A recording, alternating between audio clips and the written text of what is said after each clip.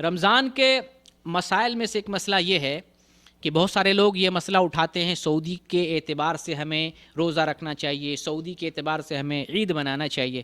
تو اس مسئلے کو آپ کے سامنے مختصر انداز میں بیان کر دوں. ایک حدیث ہے جو بخاری میں بھی ہے، مسلم میں بھی ہے. نبی کریم صلی اللہ علیہ وسلم ارشاد فرماتے ہیں صوموا لرؤیتہ وافطروا لرؤیتہ، روزہ رکھو چاند دیکھ کر اور افطار کرو چاند دیکھ کر.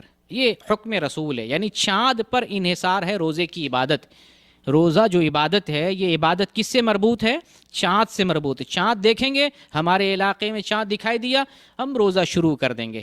چاند دکھائی دیا روزہ کے بعد آخر میں عید منائیں گے. افطار کا مطلب عید مناؤ، چاند دیکھ کر عید مناؤ. تو چاند سے متعلق ہماری عبادت ہے. اگر 29ویں شعبان کا چاند نہ طلوع ہو تو 30واں مکمل کر کے روزہ اسٹارٹ کر دینا ہے. دین اسلام نے یہ ہمیں طریقہ بتایا ہے. اسی طریقے پر صدیوں سے رسول اللہ صلی اللہ علیہ وسلم کے زمانے سے آج تک عمل ہو رہا ہے. آج بھی لوگ اسی طریقے پر عمل کر رہے ہیں. ہمارے اسلاف اسی طریقے پر عمل کر رہے تھے.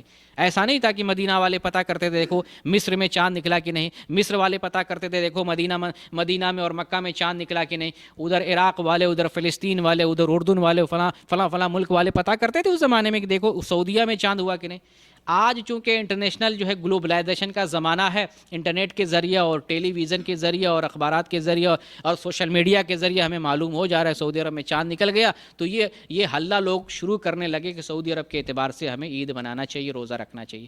یہ مانگ اور مطالبہ صحیح نہیں ہے. چاند دیکھ کر روزہ رکھنا ایک علاقے کی جو رویت ہے وہ معتبر ہوگی. ایک علاقے میں جہاں تک چاند نظر آ رہا وہ لوگ روزہ شروع کریں گے، جہاں چاند نظر نہیں آ رہا وہ اپنے چاند کے اعتبار سے روزہ رکھیں گے. تو دور دراز ممالک کا جو ہے دوسرے ممالک کے لیے کوئی دلیل نہیں بنے گی. تو یہ چیز ہمارے سامنے واضح رہنی چاہیے.